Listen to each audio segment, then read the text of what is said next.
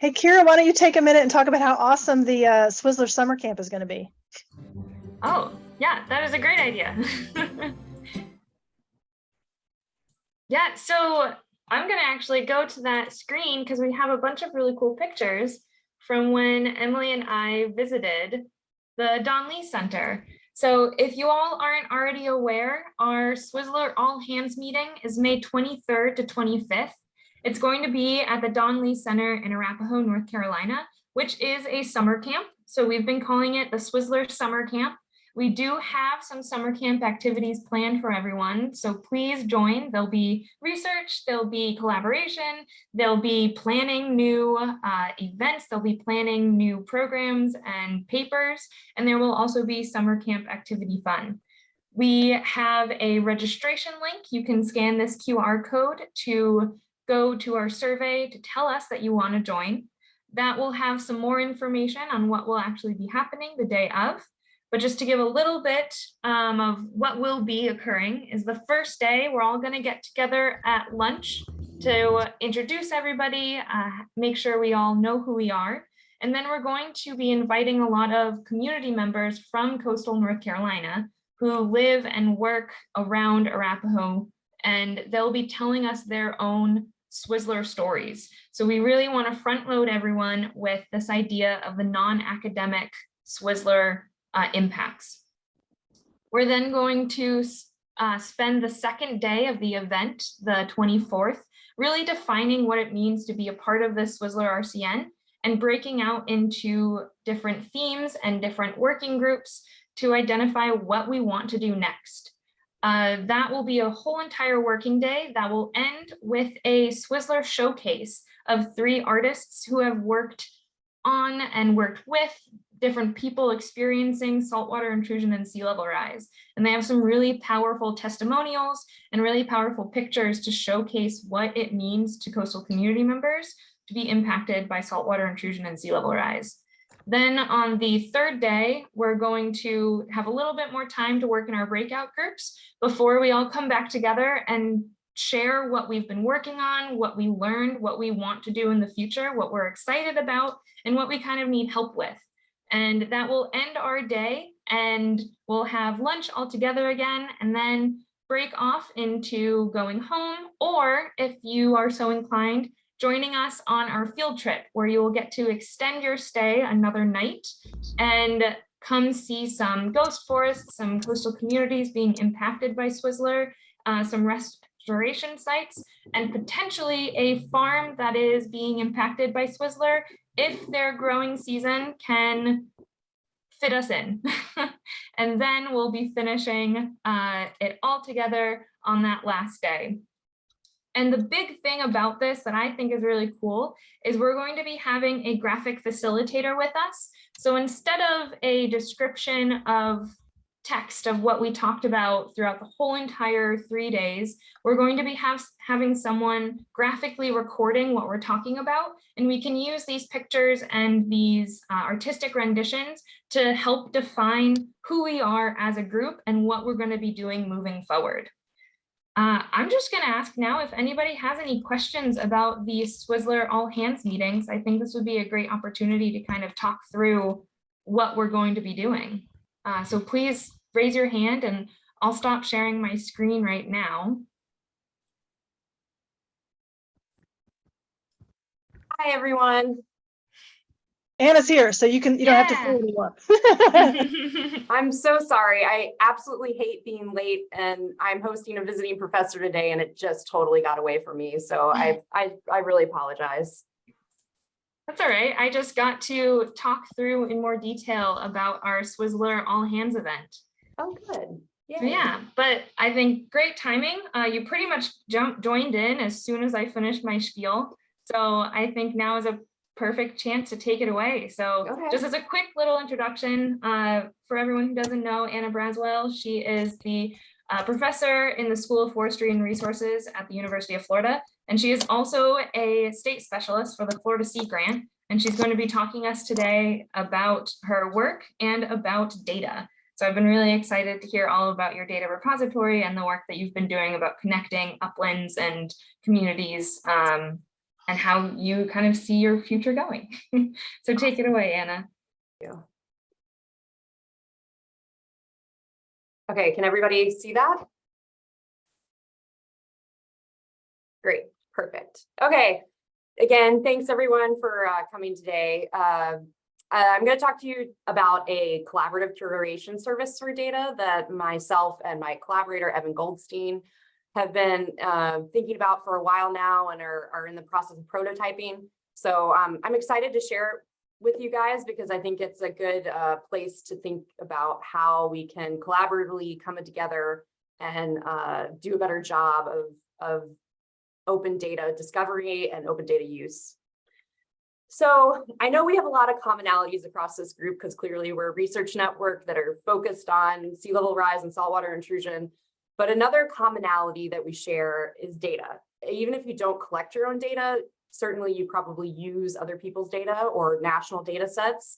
So it is one of the things that really connect us, and is one of the things that's rapidly changing right now. We're in kind of this space where technology is outpacing the way that we do business. I know that ChatGPT is a huge topic of conversation right now and is going to probably rapidly change the way science and all parts of society go. And I think big data is another example of that. And I hope that we can come together and think about that a little bit. So with big data and all the data proliferation, there are fair data principles that have come about as a way to allow people to access data in a way that is equitable to everyone. So FAIR stands for findable, accessible, interoperable, and reusable. And by findable, it means that that piece of data has a DOI or a persistent identifier that will always, for the timelines that we care about, will always be in existence and that you can always find that data set. Accessible means that it's unlocked, that you can actually go in the data and use it. You can have a meaningful interaction with it, that it's not in some state where it prohibits people from using that data.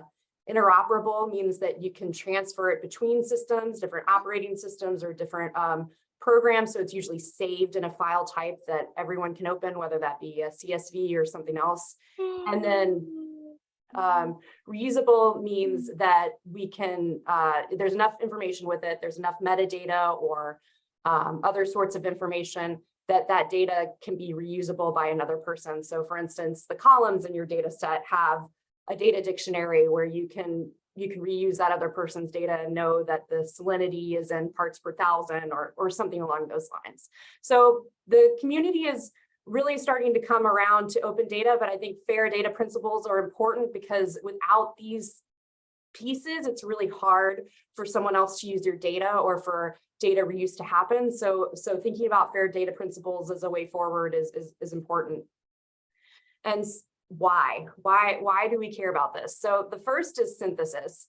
In order to pull a bunch of data sets together, we need to have enough information about them and they need to be in a certain format so that we can pull other people's data to come up with a bigger synthesis for science to move forward.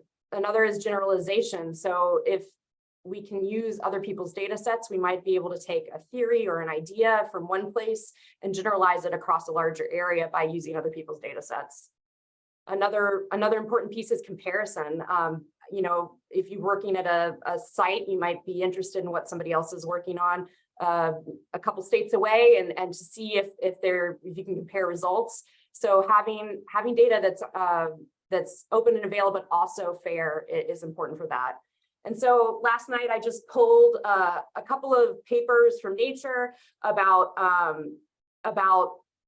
different things, but they are all using other people's data or coming together in a synthesis way to make a new step forward. So these are examples that just came up, and I think it's important to recognize that a lot of times when you do have these big pieces that they are coming from a synthesis or they are using a bunch of people's data, and so having data that's under fair standards is important. And I just put my other paper of mine up there because I've certainly used that in my own work. So being able to take other people's data and reuse it is important.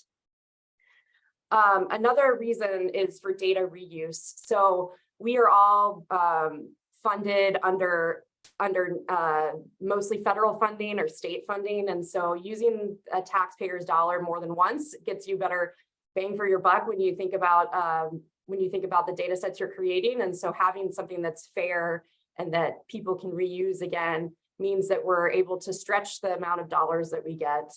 And in addition, data reuse is important because we often want to validate someone else's results, or we want to do another study that is maybe looking at the same thing to see if we can get the same result. And so being able to have that data set in a place that person could do that is really important.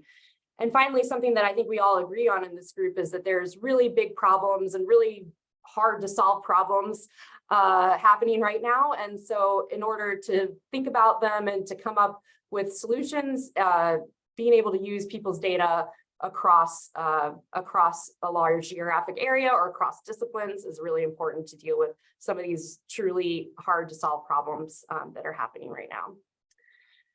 And I think this is really starting to gain traction from both a funding agency perspective, but also from journals. So here's NSF's policy, which is, and I'm sure you're all experiencing this, investigators are expected to share with other researchers at no more than incremental cost within reasonable time the primary data, samples, physical collections, or any supporting materials created or gathered in the course of the work under NSF grant. So NSF is really pushing towards release of data.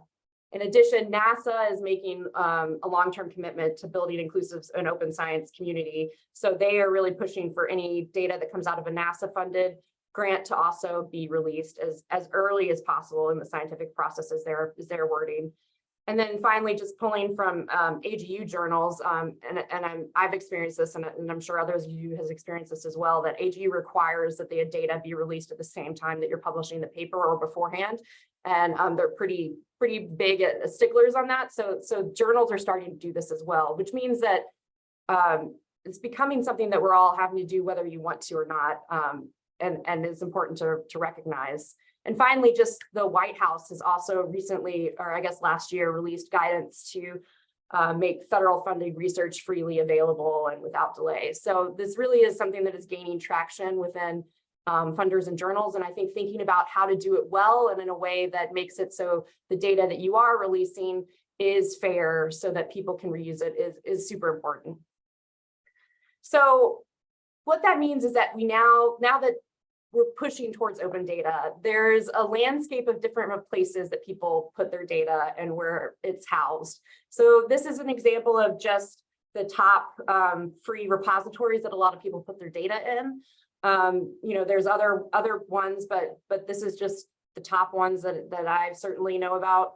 And I just wanted to do an experiment to see what it looks like to find data in these sources, because we have a myriad of different places that you could put data. But how easy is it to find data? So what I did was I searched for coastal temperature across all of these different repositories. And as you can see here in these repositories, there's anything from 4,000 results for coastal temperature to almost 80,000 results or 350,000 results. And when you add them all up across these only seven different repositories, I found that there were around approximately 775,000 data sets on coastal temperature just among those 7 repositories, which means to find the thing that you want to find, you might be searching a lot through these different places to get an idea of what's there, which is really akin to, or starting to become akin to what happens with journals and being able to find a paper, which I know that we are also struggling with, is when you search for something in Google Scholar and you get these huge results, or it's hard to determine like what are the most important papers. It's starting to become akin to that. I mean, we're not at the 3 million mark, but 775,000 is a lot. And I also wanted to point out there are places like Google Dataset Search that are trying to pull together more of these repositories and make the search easier. But when I search for coastal temperature on Google Dataset, we're only seeing like 100+ data sets found. So there's clearly a discrepancy between what is out there and the ways to easily find it. We can also think about data being housed in data atlases, which are a more geographic specific place to house data. And they're often related to some sort of agency. So for instance, at the national level, again, if we're talking about water temperature, here's the coastal water temperature guide that you might be able to glean data off of. But then we can think about the state level, and here's an example from Florida, where we have the Florida Geographic Data Library that houses some of our data. And then you can even think about local level, which for instance, when we're thinking about the Coastal Heartland National Estuarine Program, which is around Port Charlotte and Cape Coral in the Charlotte Harbor area, you can even glean data from them. So if you think about data atlases as a regional or state or national way to house data, there's still all these places that you're having to go, even if you're just looking at one place in Florida, that there might be options across all of these places for finding that data. So it basically means that we're in this place because of the way that we're being pushed towards open data, but also the benefit of open data, that we're being pushed towards a place where it's somewhat hard to find where that data is. So how can we make data more discoverable and more usable by being more discoverable? How can we make it easier than just going to search 7 repositories plus whatever national repositories to find the data that you need? And I see this as there's a couple of options. The first is that we can create a centralized data repository for all data. So this is a large data repository that everyone is using that has a structure behind it, also has the servers needed to house all this data, because if you're making a repository, it really means that you're making that a perpetual place for that data set to be stored and housed. And so, for instance, the National Centers for Environmental Information at NOAA is a great example of a place that's trying to become like a centralized data repository, and certainly a place that you can find most of the NOAA data on. But the problem with this is that, and this is the example from Europe, the European Marine Observation Data Network that houses a lot of their marine data. But the problem with this is that it really takes a big push to get to that. So for M.NET, it's between 5.4 and 13.7 million euros per year to just create that centralized data repository or portal, which is a lot of money, and it takes an institutional buy-in and not something that you can do as a small group. It takes a big group and some push towards it. So definitely an option, definitely more at a larger scale and a more institutional level. The second option is improving the information included in the open data. So this is improving the metadata, improving the keywords, improving the language around it, so it becomes easier to find that data when you search for it. And that means creating standards that people are using when they put their open data up there, so that they know what needs to be in there to make that data more findable by others, and to include all the information that you need to reuse that data. And I'm actually working on another project that I'm not going to talk about today, that's working on doing this for West Florida and the Gulf area, but how to make mapping data in that area more standardized through metadata standards and through data collection standards, so that people can reuse it across the Gulf and the Gulf of Florida, or West Florida shelf as well. So there are ways to do that to make it more findable.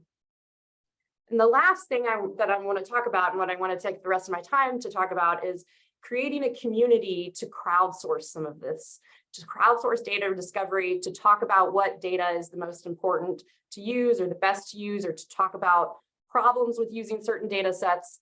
And so that's what I want to talk about today, and what I mean by that. So we really see this as kind of a data curation service. And so we have the repositories here. Again, we've talked about this a little bit, whether it be a general repository, a discipline-specific repository, a geographic-specific repository like a data atlas, or ones that are housed at institutions. And so these repositories can still all exist, that still have their space. And we're not trying to recreate the wheel by making like a large centralized repository. But what this curation service would do would be to pull the DOIs and to pull the information from those places, like a permanent link, and then have a place where users of the curation service can submit posts to talk about different data sets that they find important, that they think would be best used going forward, and how to use them. So really taking things that already exist and just creating a spot, creating almost like a blog post about that data set, so that other people can find it and other people can know how to use it. And then the other important thing in this curation service would almost be a community forum. So a place where people can talk about that data set, say, you know, I have a project working with this, here's what worked, here's what didn't work. This can be linked to another data set. You know, I'm interested in working with this data set, but I'm not in this discipline. Can somebody who is in this discipline give me a little bit more information? So really trying to create a community that is giving feedback to each other, almost like Stack Overflow, but with questions about data instead of questions about coding. So in our vision, this curation service would be this combination of two things, both creating a space for people to talk about their data sets and how they're using them, but also a place to highlight different data sets so that we're not looking through several different repositories to get to the data set we need, that we can actually go to one place and kind of get an idea of what people are using and what would be best to use. And so we've been prototyping this a little bit. We've been trying to figure out how this will work and what it looks like. And so this is the landing page for the coastal data repository, or excuse me, coastal data curation service that we've come up with. And it has the ability to search for the different blog posts that people have, discuss the different data sets, and really try to form a community around coastal data. And here's an example of some of the posts that I've written about different data sets that I've used in the past, and then tagging it in certain ways to make sure people can find it. And then yeah, trying to talk about the different data sets that are important to me.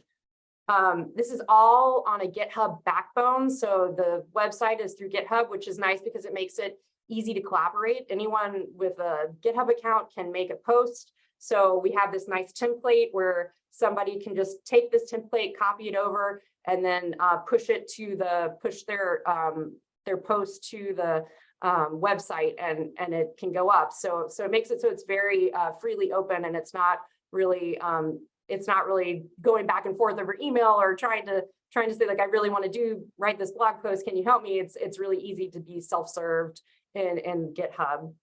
And here's an example of another page that's on a storm event database. So it just gives you an example of the type of information that we would want: a data set name, the permanent DOI or the link, if it has an API, examples of the data set, and tags. And then the most important thing is really this like comment section, which we're still trying to figure out the logistics of a little bit, but the comment section would be the place where people can really talk about a different data set and how to use it and what uses are good for it. And you know, we're hoping for it to eventually be something where you can like vote things up or vote things down and have different responses to it, but trying to make it so people are talking on this versus it just being a landing page. So that was a little bit about where we're trying to go with how to make data more discoverable and how to come up with something that's not just another data repository, but there's certainly many ways to improve the ways that we're using data and to try to make data more discoverable, more findable, more reusable. And I think it's a good place to start to talk about kind of the problems that we have in different disciplines with using data. I mean, I've been talking to an archaeologist recently, and the whole world of data ethics that archaeologists deal with, it was just really eye-opening to me. So I definitely think that there are different disciplinary problems that we have with open data that I think this community would be a good place to talk about that and how to move forward. And with that, I'll take any questions. Again, thank you to Evan, and thank you. This is a NSF COPE Eager Award, so thank you to NSF for funding this. And yeah, I'll take any questions.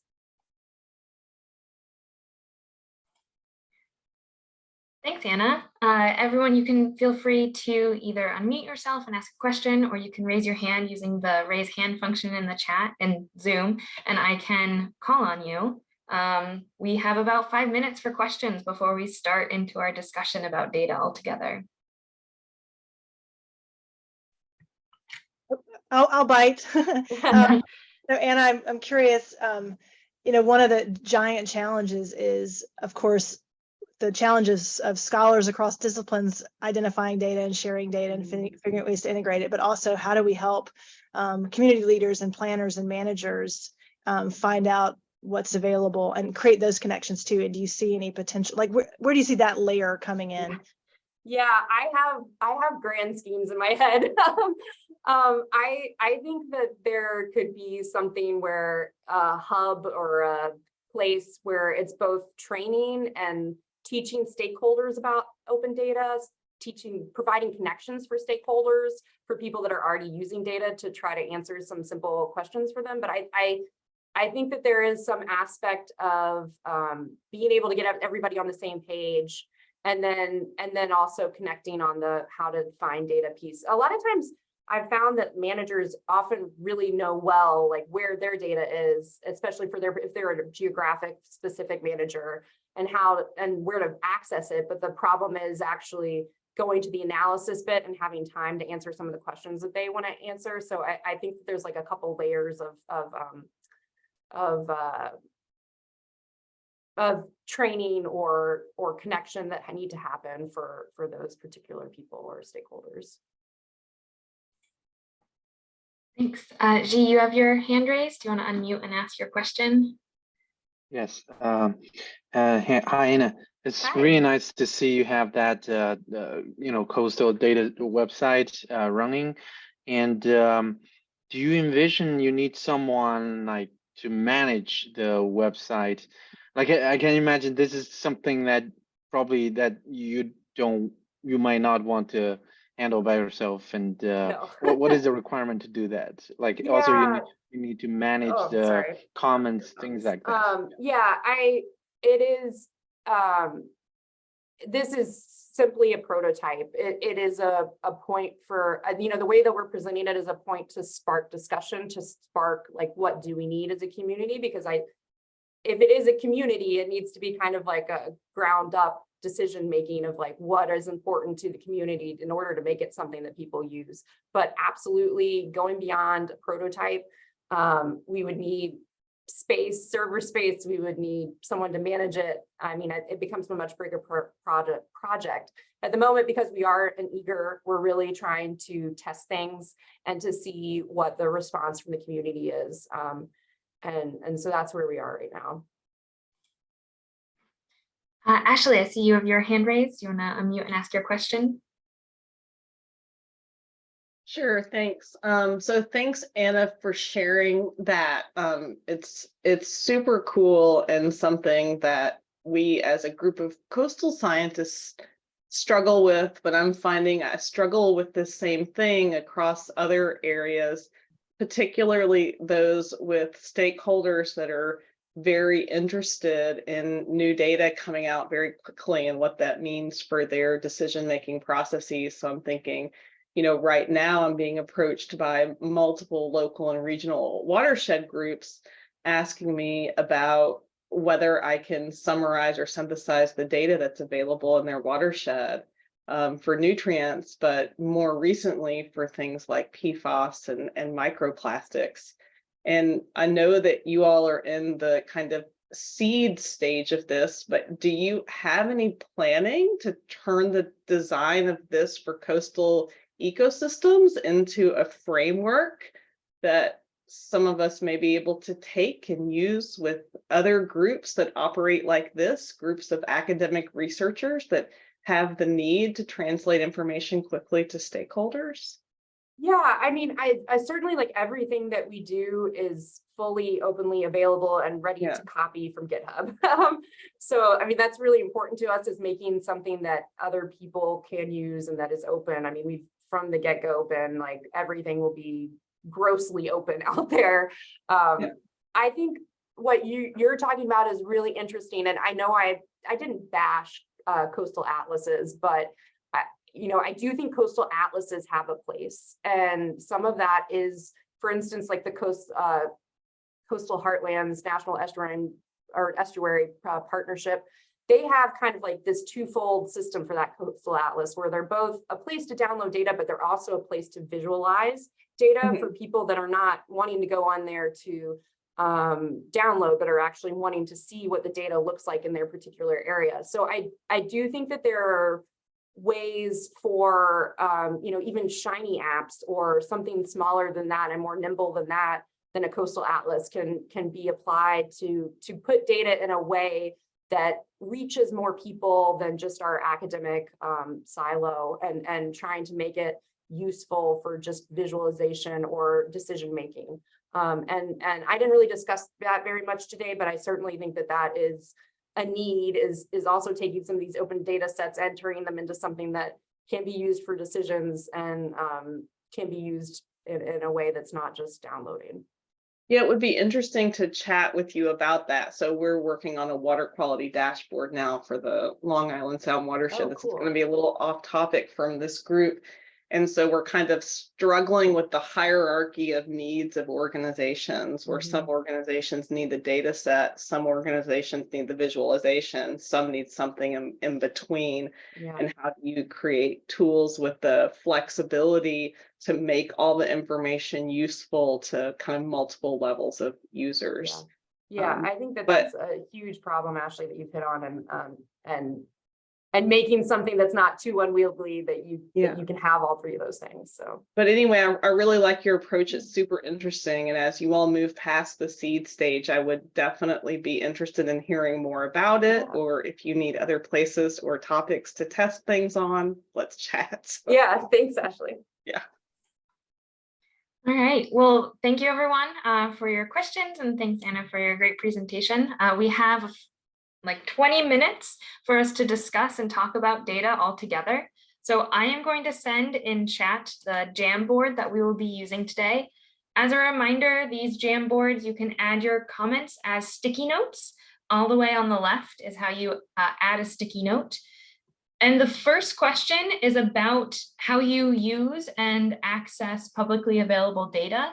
And so the person who's going to be in charge of your breakout group and kind of report back at the end is going to be whoever can come up with the quickest example of a publicly available data set that they use. So I will be opening the rooms momentarily, and you all can join them, talk about data, talk about what would improve the access in your own work and in your discipline, and then talk about some barriers that you've kind of found with working with data. And I will call you all back in about 25 minutes so that we can have 5 to 10 minutes to discuss and talk about what we all talked about at the end. So have fun talking about data.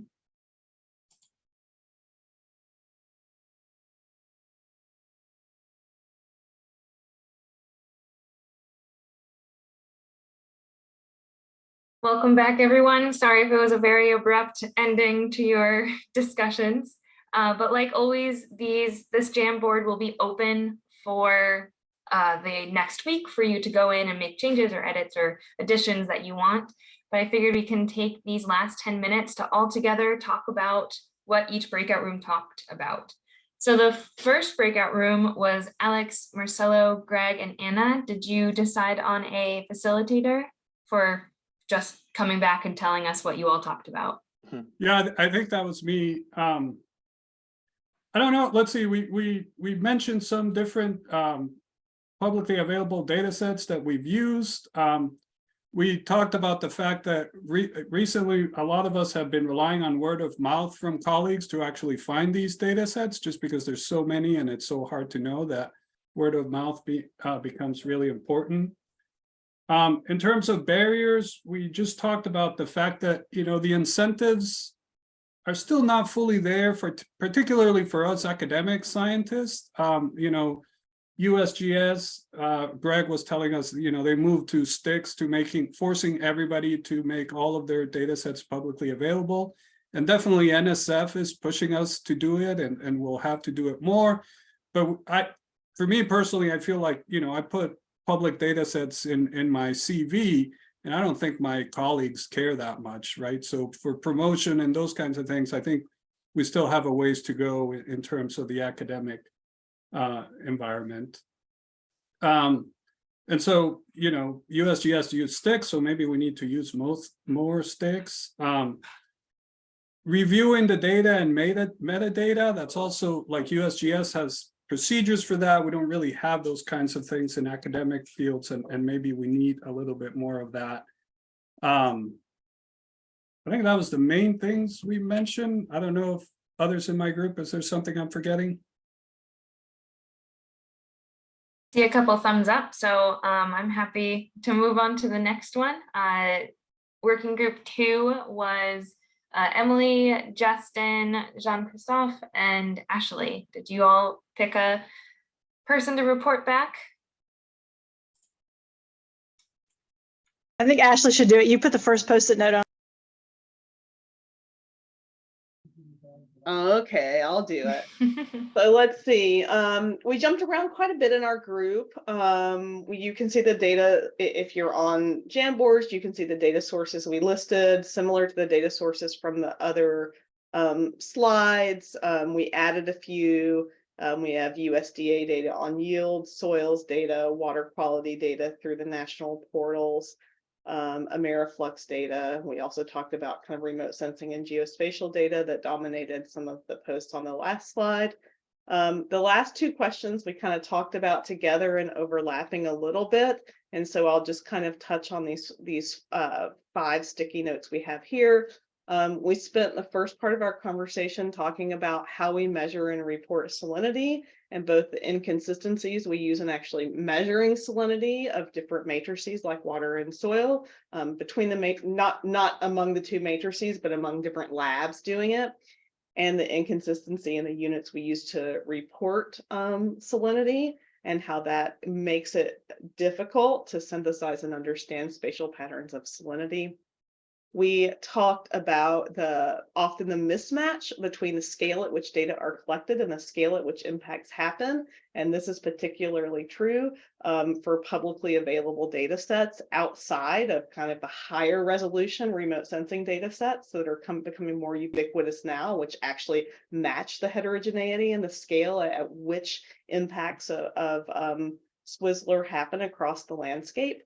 But things like agricultural yield data and land use land cover data and stuff like that is often summarized at a grid scale or a county scale that's too coarse to really match the scale at which phenomena happen or the scale at which we collect point data in the field.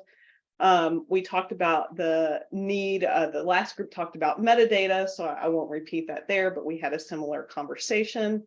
We talked about the need for more real-time data. We started this talk with hydrology. That's the sticky note there. We expanded that outside of hydrology. But in regards to hydrology, we talked specifically about low topography landscapes and how kind of difficult it is to understand hydrology across those landscapes. So there's a need for more empirical and remote sensing based measurements and methods development for how we really get at that describing and understanding those spatial and temporal patterns of sea level rise. And then we spent some time talking about kind of who our audience is for data and who we're making tools and data for, and that the idea that researchers and scientists in a research network would want a different level of detail and different kind of types of explanation and types of data than perhaps groups of decision makers. And so how are we careful to consider and either meet both needs or one or the other needs and kind of our tool and database development and not create overly complex tools that are not useful for many people in designing these things. So that's what we talked about. Does anybody need to add anything to that? I see approval head shaking. So the last group was G, Ryan, Kevin, and James. Do you all want to share what you talked about? Yes, I can do that because I accidentally put my name in there the first, so I take the responsibility. So I just want to add that in addition to all the quantitative data, I think Kevin brought up a really nice point of those qualitative data that are available out there, like oral description, things like that. And you know, so one of the barrier associated with sharing those data is there's I think Ryan talked about this. There's a tension between promoting the fair data principle and respecting the culturally sensitive data. A lot of those are qualitative. Another potential barrier is, you know, this remote. On the other hand, there we have remote sensing data that are like terabytes, more than terabytes, and you know, how do you download, transfer, and process those data that are always challenging things to do. And now we have Google Earth Engine, everything happening at the cloud level. But we also talk about, you know, Google is a company. They did it not for, you know, for profits. But what if they stop doing this? Is there an alternative? Right now, we don't have any alternative for us to process this data yet. So that's just a really quick, brief summary of what we've talked about. Anything else to add? Again, I see thumbs up. Thank you for the three of you giving very succinct descriptions. All thumbs up from your group members. But thank you again to Anna for talking us through data repository, and I hope everyone had some fruitful data discussions. I said before, but I'll say again, this Jamboard will be available if anyone wants to kind of go in and make their own comments throughout the week before I kind of close it and look to see what everyone's been talking about. And a final plea to sign up for the all hands meeting, May 23rd to 25th for SWISLR summer camp. And please feel free to email me, reach out with any questions or concerns about the event. And this is the last SWISLR webinar before next year. So the next time we will all see everybody is at the SWISLR all hands event. So with that, thank you all for joining, and I'm excited to have summer camp fun with everyone.